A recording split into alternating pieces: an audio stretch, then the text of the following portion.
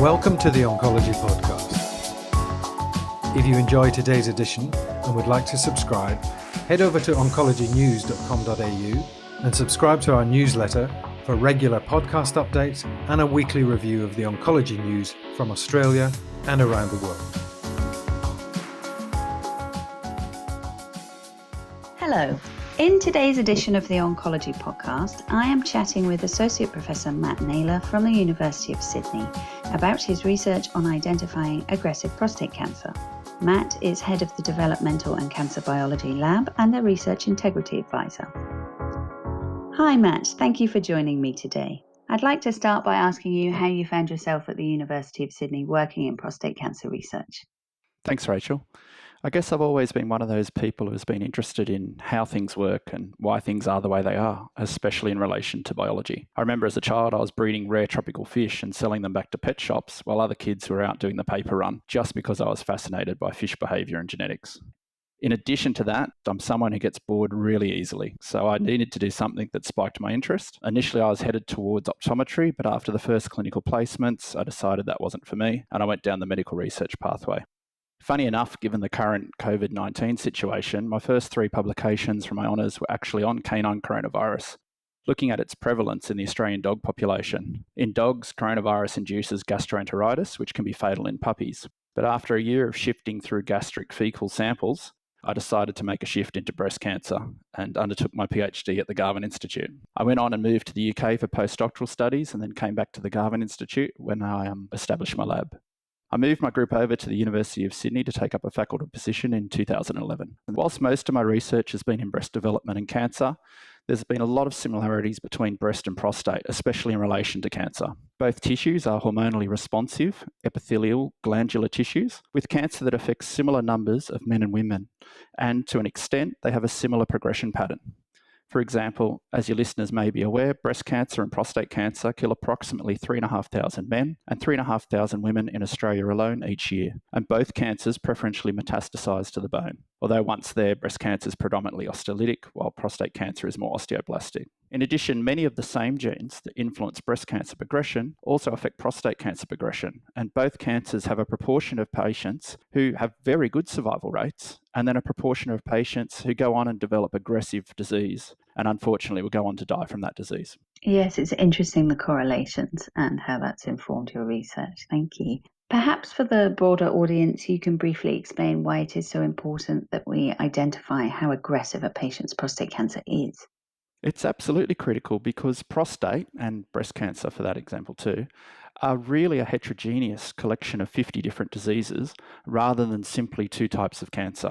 And as such, the way that we treat patients with these different types of cancer really needs to be different. Prostate cancer, men presenting with localized disease, have a 95% 5-year survival rate compared to only a 30% 5-year survival rate for those patients that present with metastatic disease. Unfortunately, despite advances in our understanding of prostate cancer, the survival rates for patients with advanced disease, or importantly those that will go on to develop aggressive disease, have remained relatively unchanged over the last 25 years. As you might be aware, at autopsy, almost all men over 85 have some form of prostate cancer, or at least hyperplasia, that would have had little effect on them. So really, the big issue is identifying which men to treat. We have a lot of men that will actually go on to develop very few complications from the disease, which can be very slow growing. Unfortunately, current prostate cancer treatments, such as hormone ablation therapy, chemotherapy, radical prostatectomy, all come with a range of side effects that include erectile dysfunction and urinary incontinence. So ideally, we'd want to spare men with low disease risk from unnecessary treatment and the associated side effects with that treatment, while identifying those patients who will develop aggressive disease and thus require far more aggressive treatment. Yes, thank you. Let's dive straight into your current research project, which is focused on CBFβ. There isn't much literature around CBFβ and its role in prostate cancer. Perhaps you could begin by explaining what CBFβ is and what you hope to prove in relation to how it could regulate prostate cancer metastasis. So CBFβ, or core binding factor beta, is one part of a heterodimeric transcription factor complex that is formed when it binds to one of 3 runcs 1, 2, or 3, family members. CBFβ itself doesn't bind DNA, but it modifies the ability of the runcs component of the transcription factor complex to bind to DNA. So essentially, the RUNX CBFβ complex is a transcription factor that binds to the DNA and drives the transcription of different genes within the cell. By doing this, it directs a cell's behaviour or its phenotype. For example, whether or not a cell produces milk or develops into bone or undergoes proliferation. In this way, a few key transcription factors can be viewed as these master regulators, because whilst a whole range of different hormones and growth factors may act to influence how a cell behaves, they only act on a relatively small number of these master regulators, who then go on to decide how the cell will respond to this range of different stimuli. These master regulators then determine the cell's fate, as I indicated, whether or not it will undergo apoptosis and die, or differentiate, or start to proliferate and expand in number. And this is critical in cancer. You're correct in that little is known about the role of CBFβ in prostate cancer, and I think that also makes this, at least in my mind, an exciting project. In breast cancer, we have previously shown that RUNX2 induces an aggressive phenotype by inducing normal breast cancer cells to go on and become proliferative and invasive metastatic breast cancer cells. So we now hope to prove that CBFβ, the binding partner of RUNX2, has a similar role in prostate cancer. If we can show that CBFβ drives an aggressive metastatic phenotype in prostate cancer, then we can use it, 1, as a marker of aggressive disease, and 2, potentially as a therapeutic candidate to which we could develop drugs against in the future. Using a range of different preclinical models, including patient-derived xenografts, we hope to show that when we inhibit or knock out CBFβ, we can not only slow down the primary tumour growth, but also importantly prevent the metastatic spread of prostate cancer. And this is the main aspect of the disease progression that results in the associated patient morbidity and mortality. It's early days, but it looks promising at the moment. It's great, thank you. Why is it important to identify and target these master regulators capable of reprogramming gene expression? So the analogy that I often give people when they ask me why is breast or prostate cancer so hard to treat or find a cure for, is that, say, unlike AIDS that has a single initiating source, which in that example is HIV, cancer can be initiated through the mutation of literally hundreds of different genes and pathways. And this is why it's such a heterogeneous disease. It's probably pretty fair to say that no two cancers are identical in this context. Unfortunately, what happens in the clinic is that we target a particular growth factor or hormone pathway, and then the prostate cancer cells can eventually circumvent this, for example, by upregulating or acting on different pathways. The development of castrate-resistant prostate cancer following androgen ablation therapy is a classic example of this. In this example, prostate cancer cells use multiple different methods, such as activating alternate growth factor pathways or increasing hormone or receptor expression to bypass the block. Our approach is that rather than trying to pick off all the different growth factors or hormones, one by one, that can drive prostate cancer, we can instead target the master regulators that these growth factors and hormones converge on. And in this way, we may potentially act on and block the machinery that the cancer cells are subsequently dependent on for their survival, growth, and metastatic spread. Excellent, thank you very much.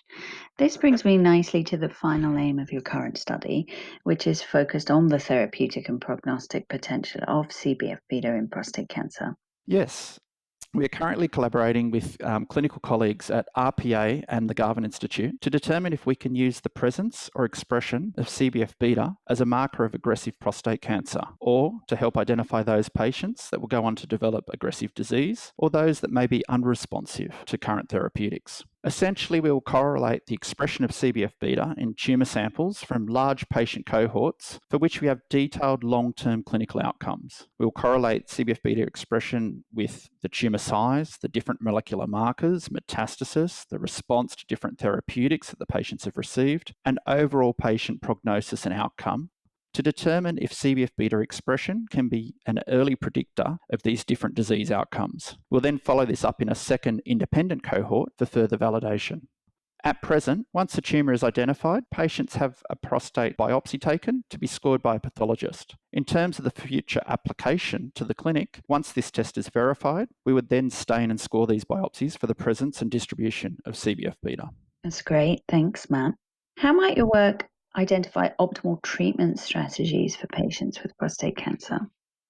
As indicated, we know that there's a proportion of patients that will have very slow-growing prostate cancer and that really should only be placed under routine surveillance, as their disease will cause them few complications. But also, on the other hand, there's that proportion of patients that will go on to develop aggressive metastatic disease that will spread, say, to the bone, and this might be best treated with early aggressive chemotherapy or radiotherapy, or potentially with radical prostatectomy. At present, we don't have the tools to accurately inform us which tumours will do what. So PSA testing, which detects the presence of a prostate-associated protein in blood samples, is currently used to help guide clinical practice. But unfortunately, as the listeners are probably aware, it is not terribly accurate, as non-cancerous prostate issues, such as prostate inflammation, can also result in its release into the bloodstream, resulting in false positives. We are currently overtreating a lot of patients that we'd like to spare unnecessary side effects, whilst there's also this real need to pick up early those patients that would develop aggressive disease.